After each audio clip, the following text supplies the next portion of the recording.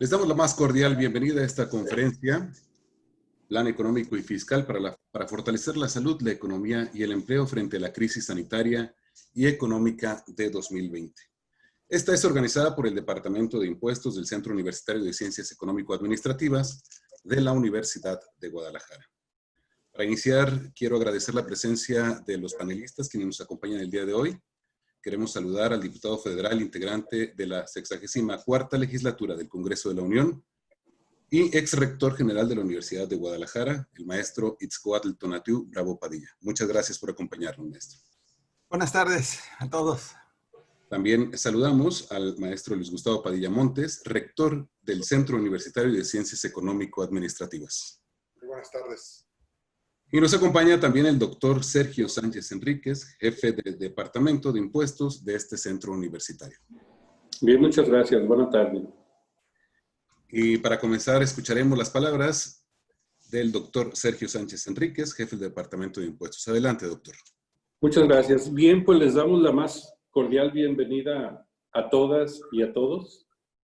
Tenemos el privilegio de contar el día de hoy con la presencia del maestro Luis Gustavo Padilla Montes, rector del Centro Universitario de Ciencias Económico-Administrativas de la Universidad de Guadalajara, al cual la División de Contaduría Pública por mi conducto da las gracias por haber aceptado fungir como moderador de nuestro evento con el título Plan Económico y Fiscal para fortalecer la salud, la economía y el empleo frente a la crisis sanitaria y económica 2020.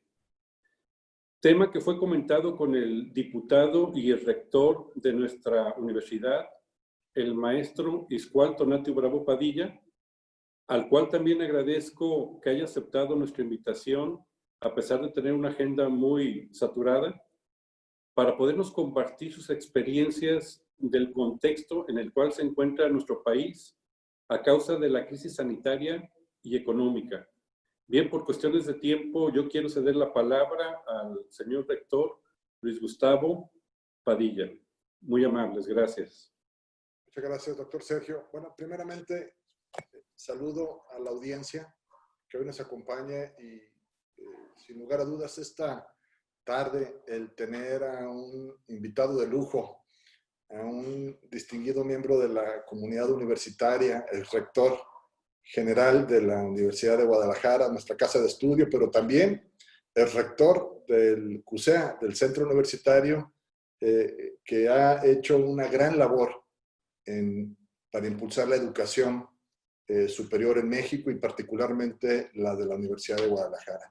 Sobra presentar a nuestro amigo universitario Tonatiuh Bravo Padilla, y yo quisiera el día de hoy destacar que en sus diversas facetas como estudioso de la educación superior, como gestor de la educación superior, como rector de la máxima casa de estudio de Jalisco, en sus funciones en la administración pública, pasando desde ser regidor del Ayuntamiento de Guadalajara, 3 veces diputado federal y ahora en esta legislatura, que en la 64ª legislatura del Congreso de la Unión, en donde además tiene la representación, la coordinación de los diputados del Partido Movimiento Ciudadano. Es relevante poder tener el día de hoy al maestro Tonatiuh Bravo, porque México está atravesando por una de las etapas más difíciles de su vida moderna. La pandemia provocada por el coronavirus, o mejor conocida como COVID-19, está causando una afectación severa, no solamente en términos de salud pública. El impacto global que ha alcanzado el COVID está trastocando la economía, la sociedad. Por supuesto, está poniendo a prueba las capacidades de los estados para poder sacar adelante una cruzada que jamás habíamos visto en la época moderna de esta globalización. Yo quiero decir que me parece sumamente relevante el hecho de que el diputado Tonatiuh Bravo el día de hoy esté con nosotros, con su comunidad, con la Universidad de Guadalajara, para hablarnos de este plan económico y fiscal para fortalecer la salud, la economía y el empleo frente a la crisis sanitaria y económica de 2020 provocada por el COVID-19. Es una agenda que, de veras, decirlo de otra manera resultaría ligero. Nos encontramos en el momento más difícil de nuestra sociedad, pues se trata primeramente de garantizar el bienestar y la salud de la población. Hemos visto en los últimos días cómo, no obstante que se han implementado políticas públicas, políticas sanitarias, pues pareciera que el COVID está creciendo de manera vertiginosa, de manera exponencial en varias de las entidades de nuestro país, y con ello la siguiente ola que trae consigo es un desgaste económico muy severo.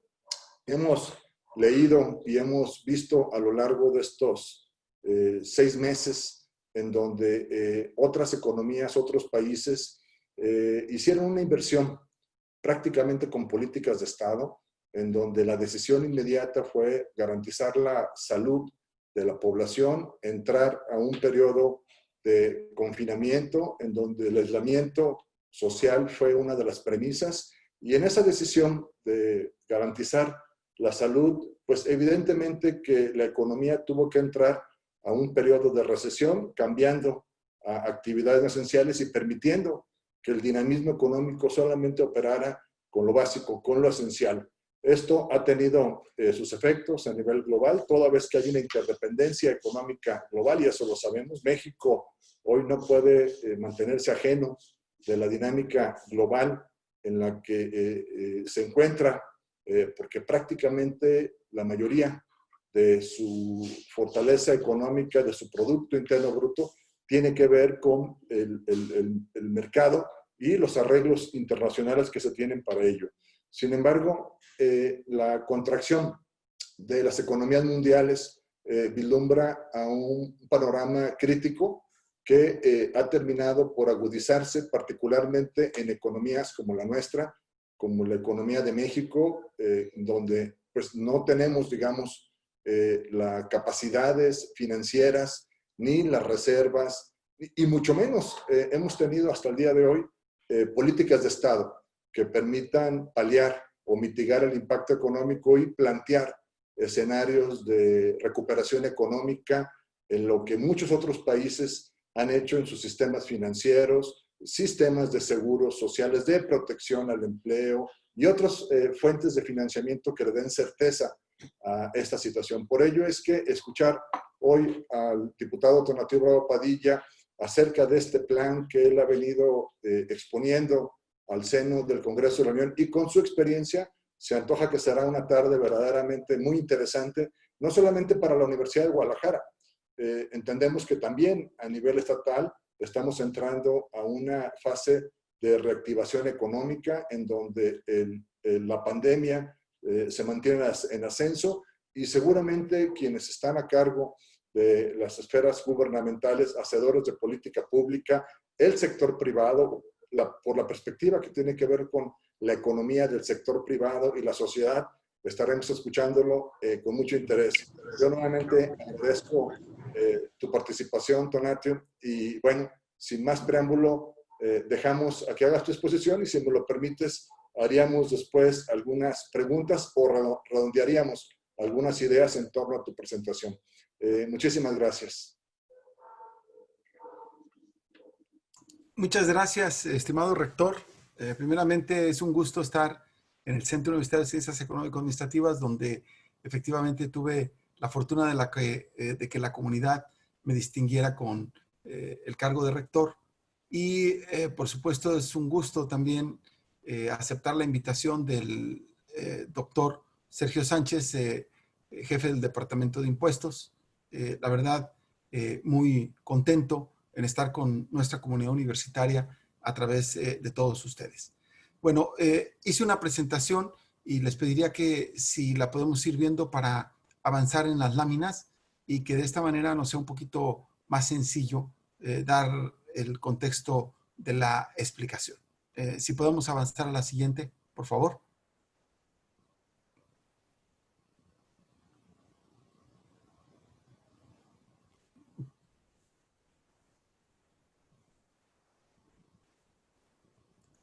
Exacto. Pues fíjense ustedes que aquí, como ya lo ha hablado el rector y el jefe del departamento, al 21 de junio de 2020, el total de casos de COVID-19 son poquito más de 180,000. Los nuevos casos, 5,343. El total de muertes, arriba de 21,000. Y los nuevos muertos en un solo día reconocidos respecto al día anterior, estamos hablando de 1,000. Adelante. Aquí tenemos nosotros la tendencia de crecimiento de los nuevos casos. Si ustedes lo observan, estamos en pleno ascenso. No hay todavía una caída de una curva que haya sido aplanada, sino un crecimiento general de los casos de COVID en nuestro país. Adelante. Adelante. Desde el año pasado, ustedes recordarán que ya se veían signos de problemas económicos a escala internacional. Empezamos a vivir una desaceleración económica y por lo tanto empezó a bajar el consumo del petróleo. Tan importante insumo mundial, en la producción mundial, que su precio empezó a decaer. Esta desaceleración se prolongó entrando 2020 y cuando los efectos del COVID solamente eran fuertes en China y en las economías de aquella latitud en Asia. Sin embargo, muy pronto la expansión del COVID en distintos países empezó a combinarse con la crisis económica que ya venía. Por eso estamos hablando de dos crisis que comenzaron separadas y que ahora evidentemente se han entrelazado en los efectos y en los mecanismos que en un momento determinado vamos a analizar para poderla vencer. Aquí tienen ustedes el precio de la mezcla mexicana de petróleo, dólares por barril, su evolución, y vean ustedes cómo prácticamente desde septiembre de 2018 la caída es persistente. Poco a poco hay un crecimiento muy moderado entre enero y mayo de 2019, pero a partir de esa fecha hasta ahora la caída es dramática, es tremenda. Llegó un momento en el cual, pues como ustedes lo saben, era más barato recoger, no pasar por el litro o el barril de petróleo que llevarlo. Ahí es una situación prácticamente inédita la que ocurrió en el mundo. Adelante, por favor, con la siguiente. En este contexto, pues estamos, como ya lo dijimos, ante la crisis sanitaria y otra de carácter económico que han traído como consecuencia la disminución de la demanda agregada al haber una disminución del consumo y de la inversión por un lado. Y por otro lado, una disminución de la oferta agregada al haber cierre de empresas, disminución de servicios e interrupción de las cadenas productivas. Ustedes pueden ver aquí esta lámina que tiene como fuente el INEGI, en donde vemos la variación porcentual anual del PIB en México. Adelante. ¿Qué pronósticos de crecimiento económico hay para México en 2020? Bueno, son muy variados, como en botica, pero todas son malas noticias. Ese es el problema. Es decir, no hay nadie que considere que vamos a decrecer en el panorama más optimista en menos 3.9%, que es el cálculo de la Secretaría de Hacienda y Crédito Público. Pero de ahí en más, ustedes lo observarán, todos los organismos internacionales, las calificadoras, los bancos, pues están hablando de entre un 10 y un 5% de la caída del crecimiento económico para México. Adelante. El tipo de cambio, por su parte, está en este momento en 20.7, pero ustedes recordarán que llegó a estar a 24 pesos, a cruzar la línea de los 25 en momentos los más complicados. Adelante. El índice de precios y cotizaciones de la Bolsa Mexicana de Valores tiene una disminución de menos 14.9% en junio respecto a febrero de 2020. es otro de los efectos de las dos crisis en nuestro país. Adelante. La diferencia de asegurados a un empleo por parte del Instituto Mexicano de Seguro Social respecto al mismo mes del año anterior, pues aquí estamos hablando prácticamente de casi 800,000 asegurados menos durante el mes de mayo de 2020 respecto a 2019. Aquí me detengo solamente para comentar que imaginen ustedes cómo, ustedes saben que la estructura del empleo en México es más o menos aproximada, poquito más del 54-55% de informalidad contra 45% de formalidad. Esta lámina nos está reflejando la pérdida de empleos en la formalidad, pero no la del sector informal. Y ahí la pérdida de empleos evidentemente es mucho mayor y es muy difícil poderla registrar. Adelante. Desde diciembre de 2015 hasta diciembre de 2018, el Banco de México incrementó el objetivo de las tasas de interés, las cuales pasaron del 3 al 8.25%. Y esto fue una estrategia del banco para lograr los objetivos de inflación y estabilizar el tipo de cambio. Hay que recordar que el Banco de México es el órgano constitucionalmente autónomo que tiene como principal función la defensa del poder adquisitivo de la moneda. Y eso, como ustedes lo saben, se da a través de la inflación y los indicadores del tipo de cambio. A partir de 2019 se han presentado 8 reducciones consecutivas al objetivo de la tasa de interés interbancaria, llegando a estar en una tasa de 5.5% el 14 de mayo de 2020. La siguiente. Aquí tenemos la inflación anual en México, inflación objetivo del Banco de México. A mayo estamos hablando de 2.84%. Y ahí tenemos nosotros en verde el límite inferior objetivo y el límite superior en rojo. Tenemos una banda en la cual se ha movido hasta ahora la inflación anual. Este es un indicador que ha estado controlado y que en mucho evidentemente ha coadyuvado a mantener una estabilidad relativamente amplia de precios. Adelante. Aquí tenemos los precriterios que manda. Ustedes saben que el ciclo presupuestal en México comienza pues prácticamente desde abril. Se entregan los precriterios económicos sobre los cuales se va a calcular el siguiente año el paquete económico. Hay que recordar que en los primeros días de septiembre el presidente de la República, entre el 8 y el 9 de septiembre, deberá entregar la propuesta de paquete económico para el año siguiente a fin de que el Congreso la discuta. Y aquí tenemos nosotros el indicador de crecimiento real del PIB, pues su situación actual es de una caída de menos 2.2 puntos. Los criterios generales de política económica 2020 estimaban entre 1.5 y menos 2.5. Pero los precriterios ya hablan, como lo dijimos, los hizo Hacienda, de menos 3.9% y menos 0.1%. Aquí tenemos la diferencia de casi 5 puntos entre los criterios establecidos para el año 2020 y los que se están calculando para el 21. En el tipo de cambio se planteaba 20 pesos por dólar, ahora 22 pesos por dólar, una depreciación. Esta parte es importante porque evidentemente 2 pesos pareciera poco, pero en realidad lo que hace es subir de una manera muy importante en miles de millones de pesos el pago de la deuda externa.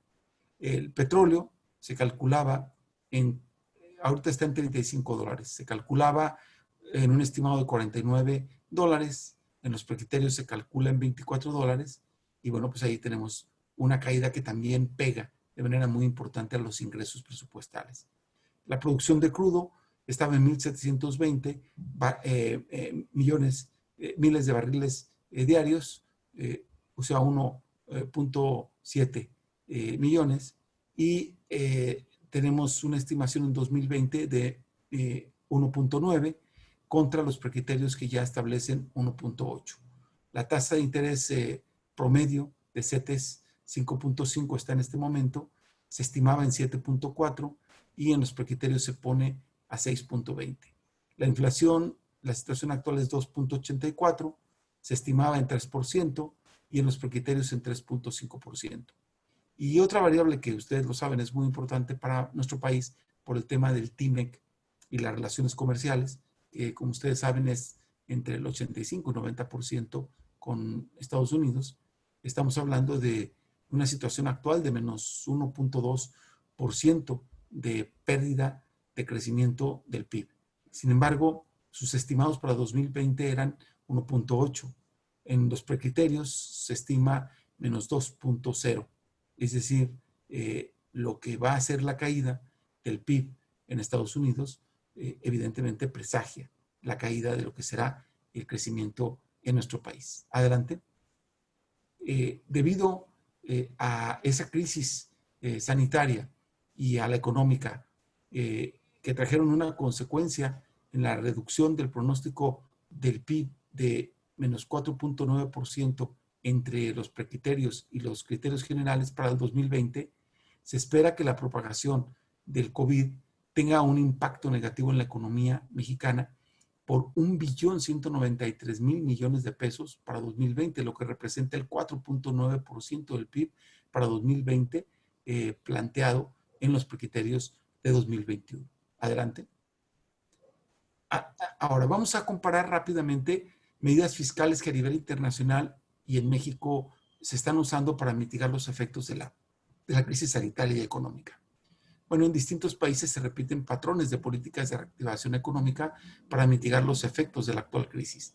Por ejemplo, la reducción de impuestos a micro, pequeñas y medianas empresas, la moratoria de 6 meses para el pago de impuestos, el seguro de desempleo, los préstamos para empresas con menos de 500 empleados, préstamos a empresas de sectores más afectados, como es el caso del turismo, transporte, industria del entretenimiento, el pago directo a familias, ajuste al presupuesto nacional. Adelante. El impacto de estas acciones económicas que está tomando el Ejecutivo Federal aquí en nuestro país son de mucho menor alcance, como lo veremos. Los créditos personales de vivienda y pequeñas empresas son tan solo el 0.01% del PIB. El plan de inversión del sector energético 1.3% del PIB. Los créditos personales a través del ISSSTE el 0.1%. Los créditos para vivienda de Foviste e Infonavit tan solo el 0.7%. En total estamos hablando de 2.1% del PIB y el total sin plan energético sería el 0.8%, que el plan energético es más difícil que se vea tangibilizado, se ve en la parte de construcción y de obra, pero no se ve tan fácilmente materializado ni en el precio de los combustibles ni tampoco en la población de manera general. Entonces, estaríamos hablando que al 22 de mayo se estimaba un avance de 44,000 millones de pesos, lo que equivale a 740,000 créditos. Digamos, este es el informe, ¿verdad?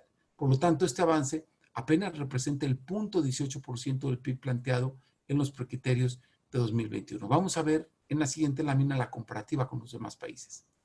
Entonces, el monto en millones de dólares en Estados Unidos, para que nos demos una idea, estamos hablando de 2.200 millones de dólares, lo que representa un 10.7% del porcentaje del PIB de Estados Unidos, lo que el gobierno está invirtiendo para echar adelante la economía, para proteger la economía. En Alemania el 22.5% del PIB. En China el 2.9% del PIB, en España el 15.2%, en Canadá el 4.4%, en Corea del Sur 2.4%, en Reino Unido 1.3%, Perú 12%, Argentina 2%, Chile 3.9%, y vean cómo contrasta nuestro país con una inversión de tan solo el 0.8% como porcentaje del Producto Interno Bruto para la reactivación económica y para echar adelante de nueva cuenta el crecimiento. Adelante, por favor, la que sigue. ¿Qué propuestas entonces hemos pensado en la Cámara de Diputados, el Grupo Parlamentario de Movimiento Ciudadano, alrededor de la crisis sanitaria y económica? Adelante.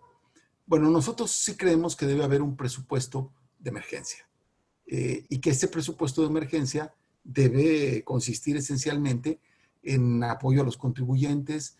Evidentemente, los servicios de salud nos debe acaparar la atención, el 40%, para fortalecer partidas que no solamente sean ejercidas por el gobierno federal, sino también traspasadas a las entidades federativas y a municipios como apoyos para enfrentar el tema del COVID. El apoyo a pequeños y medianos empresarios, 24%, y el apoyo a grupos vulnerables, 35%. El apoyo a contribuyentes solo lo ponemos en 1% y ahora explicaré un poco por qué. Entonces, se propone la implementación de este paquete presupuestal que tenga 4 objetivos: fortalecer el sistema de salud, la protección de la población más vulnerable, que es justamente la que muchas veces está vinculada a la economía informal, el apoyo a los contribuyentes y apoyar a micro, pequeñas y medianas empresas para mantener planta productiva, reactivar la economía y, por supuesto, proteger al empleo. Adelante. Esto implicaría que para mitigar los efectos de la crisis sanitaria y económica tendríamos que hacer un conjunto de ampliaciones a determinados rubros del presupuesto de egresos de la Federación y obtener algún tipo de financiamiento externo. Aquí tenemos los programas en los cuales nosotros creemos que se debe incidir, que es el programa de microcréditos para el bienestar, el programa de abasto rural a cargo de DICONSA, la protección y defensa de los contribuyentes, el programa de apoyo al empleo temporal, atención a la salud en sus modalidades ISSSTE-IMSS, Fondo de Desastres Naturales. Adelante. Programa de atención a personas con discapacidad, la pensión de adultos mayores, la vigilancia epidemiológica, la protección contra riesgos sanitarios, el fortalecimiento de la atención médica y el programa para bienestar de niñas, niños, hijos de madres trabajadoras.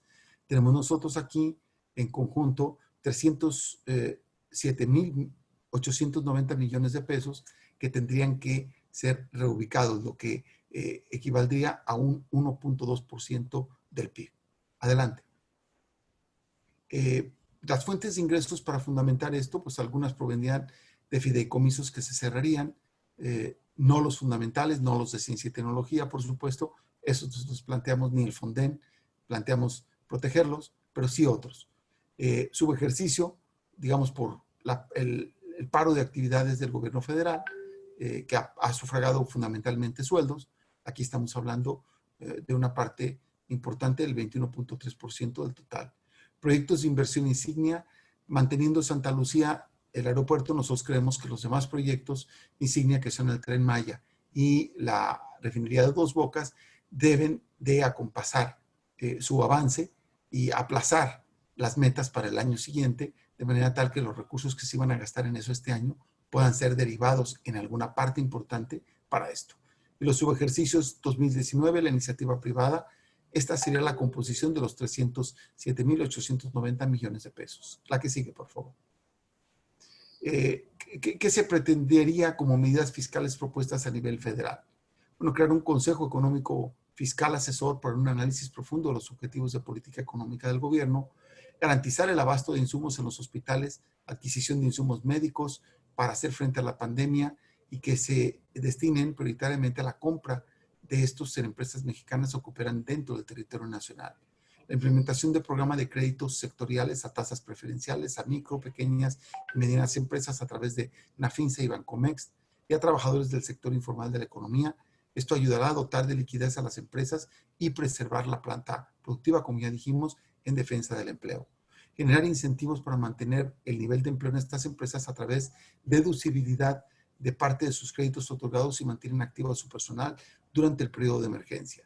Asegurar que no existan abusos a los precios ofrecidos a la canasta básica principalmente. La siguiente, por favor. El diferimiento de pago de impuestos federales, es decir, nos referimos al ICR, IVA y probablemente en algunos casos al impuesto sobre productos especiales, a las micro y pequeñas empresas de los sectores más afectados sin que generen intereses. Aquí, pues, ustedes ya saben la contrariedad. Estábamos en el Departamento de Impuestos.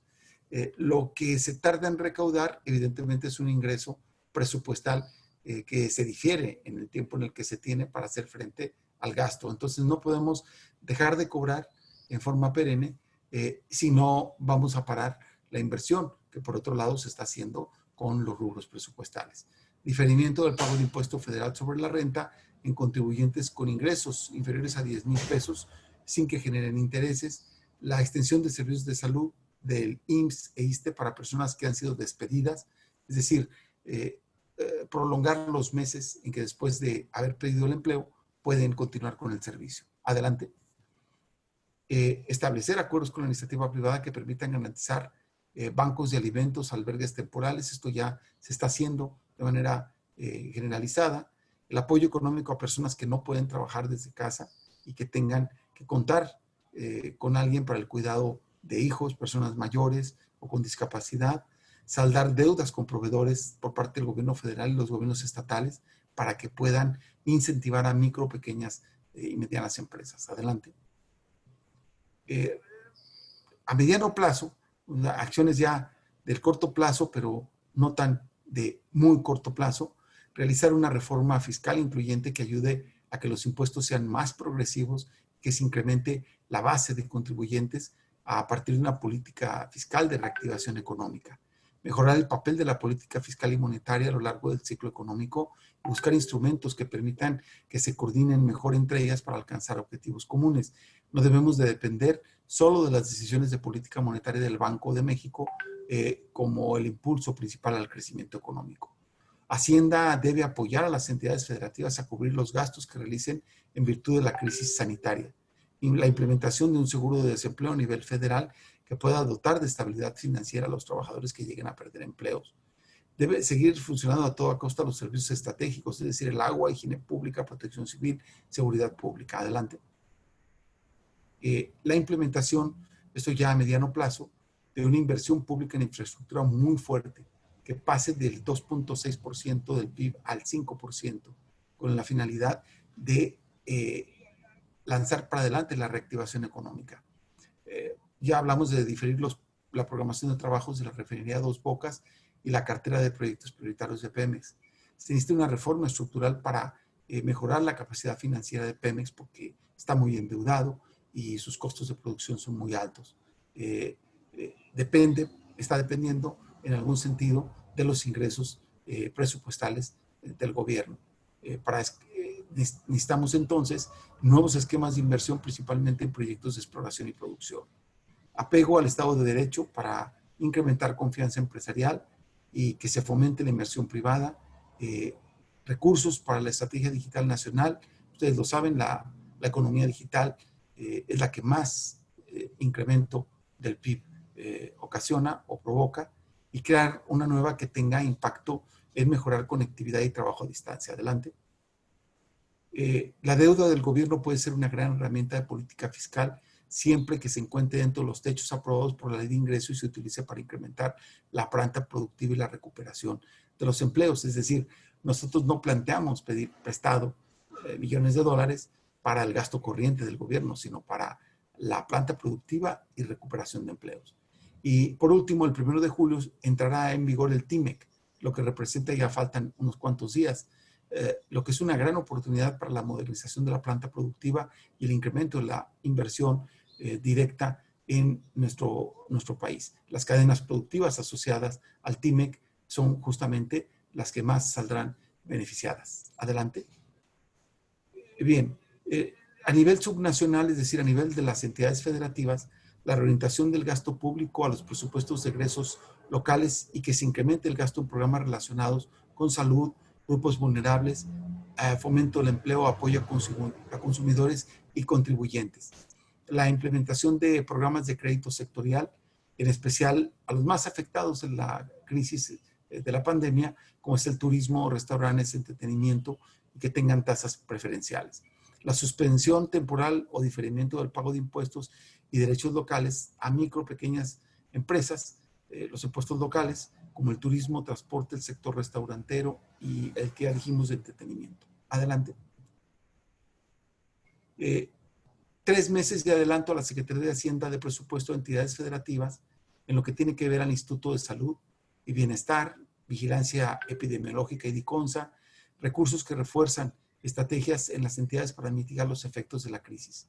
Saldar deudas con proveedores igual y que esto sea un estímulo para micro y pequeña empresa. Establecer programas locales de apoyo, capacitación al empleo y trabajo temporal. Adelante. Esto es en términos generales lo que nosotros vemos como muy importante. Sé que el Centro Universitario de Ciencias Económico-Administrativas ha hecho un excelente trabajo de apoyo al gobierno del Estado, que ha permitido que el gobierno del Estado tenga un punto de referencia en relación a la reactivación económica y sus efectos en la movilidad, sus efectos en el empleo, y que creo que eso es una labor, además de encomiable, muy necesaria, el hecho de que la universidad apoye al Estado de Jalisco. Yo aquí dejaría esta presentación en términos generales y por supuesto que con mucho gusto contestaría a todas sus preguntas. Gracias de nueva cuenta, estimado rector Gustavo Padilla, por la invitación. Gracias, estimado doctor Sergio Sánchez, por el gusto de estar aquí con ustedes. Muchas gracias, diputado. Pues una agenda y un conjunto de propuestas muy completa, porque se plantean acciones a corto, de manera inmediata, para mitigar el impacto económico y a su vez aliviar y crear condiciones para que la epidemia pueda ser combatida en términos de salud, en términos epidemiológicos y con algunas medidas que se ve evidentemente que tienen de manera inmediata pues la acción de mitigar la problemática que ya están padeciendo el sector económico de nuestra sociedad, y obviamente también se percibe medidas a corto, mediano y largo plazo. Efectivamente, en el CUSEA, diputado, hemos venido trabajando mayoritariamente en política económica y en algunas medidas para poder tener en cuenta que no solamente se trata de paliar la situación económica, sino también empezar a ver hacia ese mediano, largo plazo, que nadie sabe en qué momento será largo, porque desaparecieron los escenarios de planeación de largo plazo. Pero algo que sí veíamos en la División de Economía y Sociedad particularmente es este análisis comparativo sobre la política económica que tú mencionabas en otros países, y nos ha llamado bastante la atención, ¿no? Que en donde países, por ejemplo, con España, que si pudiéramos compararnos con algún país europeo, pues tal vez un ejemplo podría ser España, y cómo ellos apoyaron firmemente a la reactivación, el impacto económico, en donde medidas de apoyo al empleo, apoyos en materia fiscal, financiamiento, intervención en el mercado financiero, apoyos particulares por sector, como tú decías, estos sectores tractores, digamos, o que son claves para el encadenamiento productivo, por supuesto para la salud, y vemos cómo el total del esfuerzo llega a más o menos el 11% del Producto Interno Bruto, contra lo que prácticamente no ha habido en nuestro país.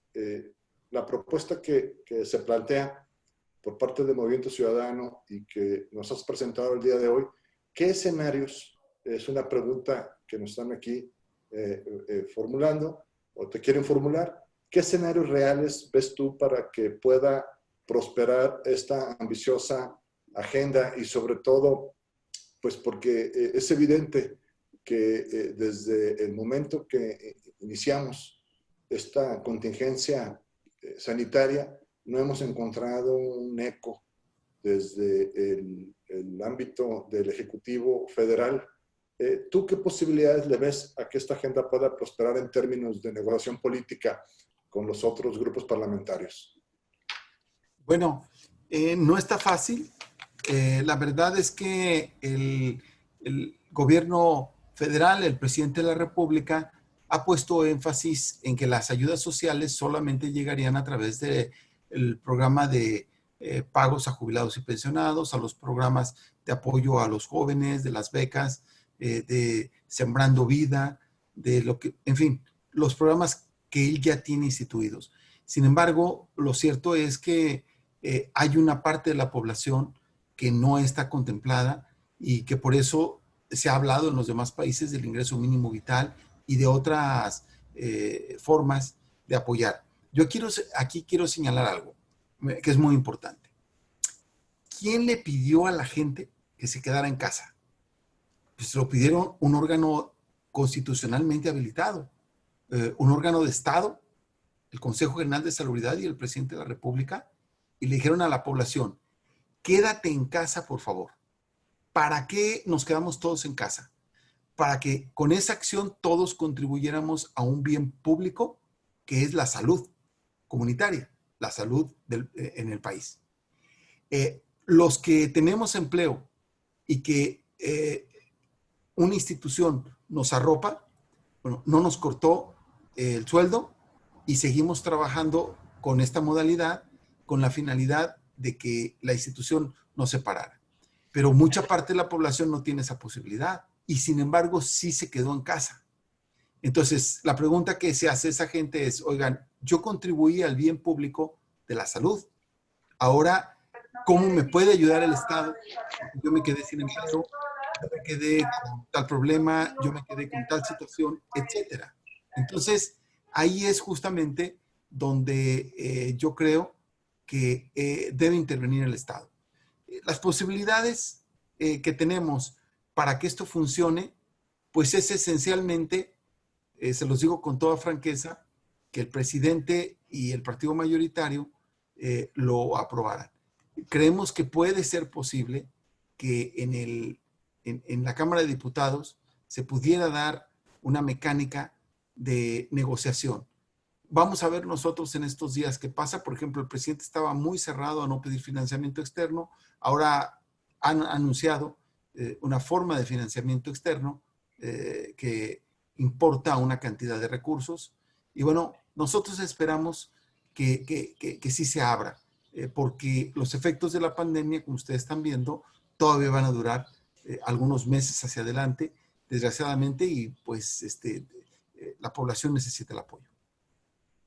Muchas gracias. Hay otro comentario aquí que, bueno, sabemos bajo qué condiciones está actualmente el Congreso de la Unión y la mayoría del partido Morena, y ya lo comentabas, la dificultad, digamos, de ir a cuestas para poder sensibilizar sobre la emergencia económica y esta posibilidad de apostar verdaderamente a una solución de fondo para poder sobrellevar la economía de nuestro país.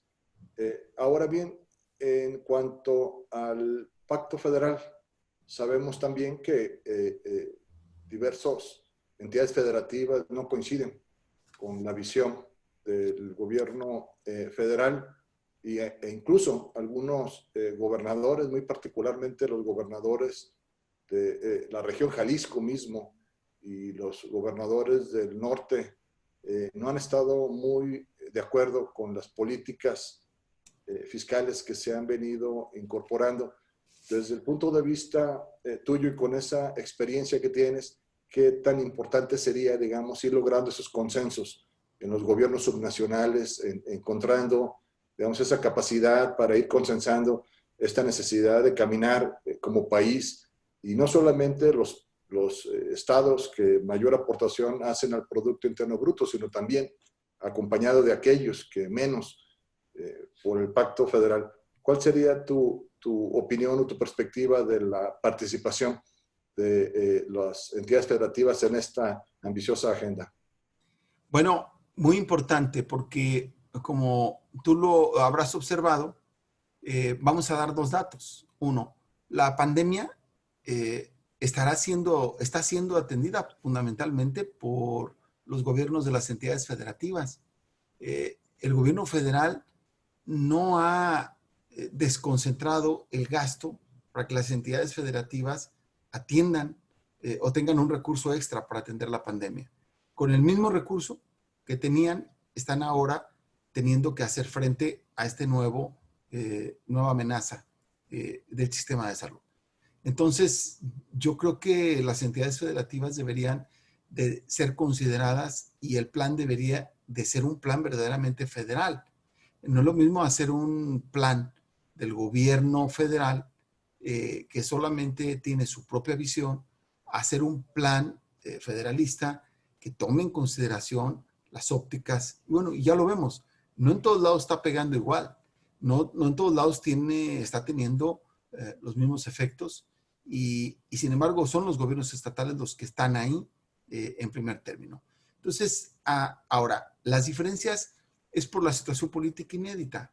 No había habido antes ya había alternancia en los estados, había alternancia en el gobierno federal, pero nunca se había dado una composición como hasta ahora. Es decir, la mayoría de los gobiernos estatales no son del partido del presidente, pero el presidente tiene ya, su partido al menos, 5 o 6 gobernaturas, es decir, que son crecientes la participación, y las otras partes están divididas entre las gobernaturas que están con el PRI, las que están con el PAN, casi por parejo, y una sola que es diferente, que es la de Movimiento Ciudadano y Nuevo León, pues que es un gobernador independiente. Entonces, esa dificultad debería de hacer que los consensos se trabajaran más, pero yo creo que ahí le ha fallado al gobierno federal. No son muy dados a los consensos, a considerar, a escuchar, a establecer una interlocución y una mecánica de comunicación, y yo creo que ahí está la falla fundamental, pero yo creo que sería vital que hubiera un acuerdo, que se respetaran los diferentes puntos de vista y que el gobierno federal apoyara a las entidades federativas. Esa es mi opinión. Muchas gracias. También aquí hay otra comentario, pregunta. Tiene que ver más con la visión del sector empresarial del país. Y bueno, yo quiero, por ejemplo, citar el Consejo Coordinador Empresarial. Ha venido planteando prácticamente desde que inició esta crisis y entramos al confinamiento, en donde se debería de acudir a fondos internacionales, a financiamiento internacional, sabiendo que difícilmente la economía local, la economía nacional, podría hacer frente a los estragos. Las cúpulas empresariales que forman parte del Consejo Coordinador Empresarial, como la CONCAMIN, la CANACO, la COPARMEX, con ellos, ¿cómo va el diálogo? Porque finalmente lo cierto es que otro aspecto que hemos visto desde la Mesa de Reactivación Económica y particularmente este plan Jalisco para la reactivación económica, de alguna u otra manera ha estado en la mesa. El ámbito gubernamental, las instituciones de educación superior, la universidad y por supuesto los empresarios, en donde lo que se procura es llegar a acuerdos y hacer búsquedas para encontrar soluciones conjuntas. La agenda que se está planteando por parte de Movimiento Ciudadano ha tenido algún eco o alguna aproximación positiva por parte del sector empresarial, el cual sería, digamos, la percepción de ellos respecto a lo que aquí se ha propuesto. Hemos tenido una gran cantidad de diálogos en la Junta de Coordinación Política con las cámaras. Yo creo que este ha sido uno de los aspectos más buscados, pero es donde más difícil ha sido la comunicación con el gobierno federal, porque se pidió el apoyo y lo primero que interpretó el gobierno federal o el presidente, pues es que lo que se estaba pidiendo era un plan de rescate financiero. Y ahí pues yo creo que fue equívoco haber confundido el apoyo a la pequeña, a la micro, pequeña y mediana empresa con un plan de rescate financiero, y luego se le comparó con el FOBAPROA como si estuviera pidiendo algo de esa naturaleza. Yo nunca escuché que las cámaras hablaran de un rescate financiero tipo FOBAPROA. Lo que hablaron es de apoyos fiscales que, como ya lo vimos, son comunes en todos los países para proteger la planta productiva y proteger el empleo. Ahí hubo un desentendimiento, un no entendimiento fuerte. Y por otro lado, el diálogo sí trajo efectos positivos. Los efectos positivos que trajo tenían que ver con las cadenas, principalmente de la industria automotriz. La industria automotriz tiene un diseño, se le generó una configuración muy especial. Las matrices o las productoras automotrices de los Estados Unidos mandan hacer a México muchísimas piezas o partes. Y entonces hay una cadena productiva sin la cual, si en México no se activa la producción de esas partes, ellos tampoco pueden poner a andar sus armadoras de vehículos. Se ha generado una dependencia y una sincronización incluso, que es muy importante. Entonces, ahí sí logramos destrabar, sí logramos ser factor que abriera puertas. Pero en lo general, en lo demás, mi percepción es que no han sido escuchados en sus planteamientos los grupos empresariales y que habría también ahí que concertar una agenda que permitiera que generara una mayor sinergia entre los planteamientos del ámbito productivo. Muchas gracias. Nos quedan 5 minutos para concluir y bueno, hay varias preguntas que, si les parece bien, por respeto a la audiencia, se las vamos a hacer llegar al diputado para luego dar que nos dé respuesta a las mismas, pero hay una en particular que ya pasando a la agenda que le es muy natural, a la agenda de educación. Por aquí veo varias preguntas. Una de ellas tiene que ver y dice, para usted, maestro Tonatiuh, ¿cuál será el rumbo de la educación? Y mire, y hago esta pregunta la hago particularmente porque hemos escuchado en diversos foros tu argumento del efecto multiplicador, particularmente de la educación superior. Creemos que no podemos disasociar desarrollo, bienestar, economía de la educación. ¿Cuál sería tu visión, tu punto de vista del rumbo de la educación en México?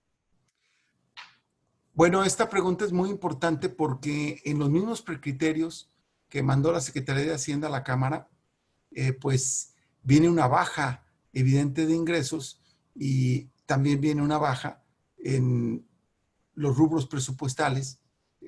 Se ha dicho que se va a cuidar el tema educativo y nosotros tenemos particular interés en que efectivamente se cuide y no vaya a haber una afectación.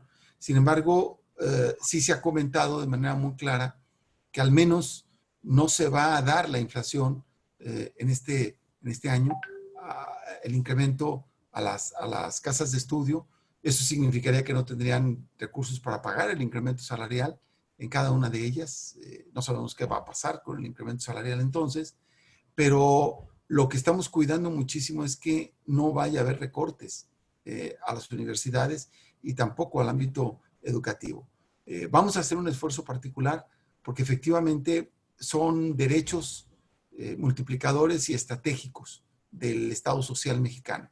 La salud, la educación, el trabajo, son aspectos que si se ven afectados, los efectos son multiplicadores, para mal.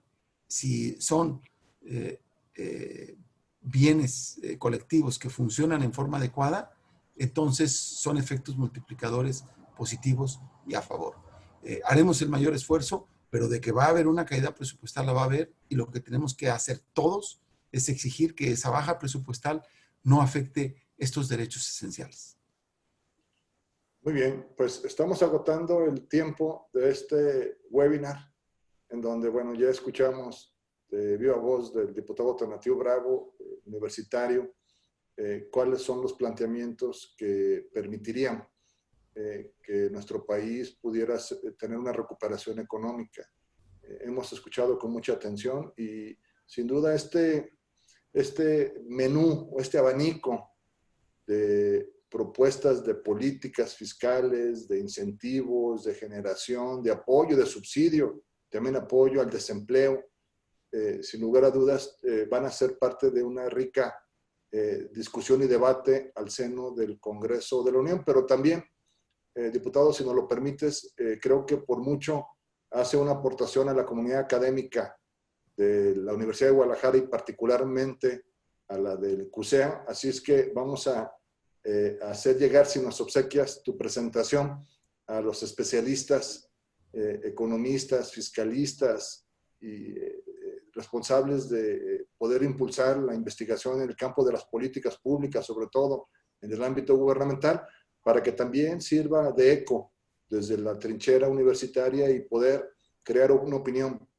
acerca de esta emergencia económica y que prioritariamente estará a merced de las negociaciones que se den en los próximos meses a partir del paquete económico para el presupuesto 2021 de nuestro país. Así es que, nuevamente, a nombre de la Universidad de Guadalajara, de la comunidad del CUSEA, de nuestros colegas de la División de Economía, de la División de Contaduría y de cada una y cada uno de los que te escuchamos. Muchas gracias por participar. Esperamos que nos sigas acompañando con más frecuencia aquí a la Universidad de Guadalajara y sobre todo a CUSEA, que es tu casa.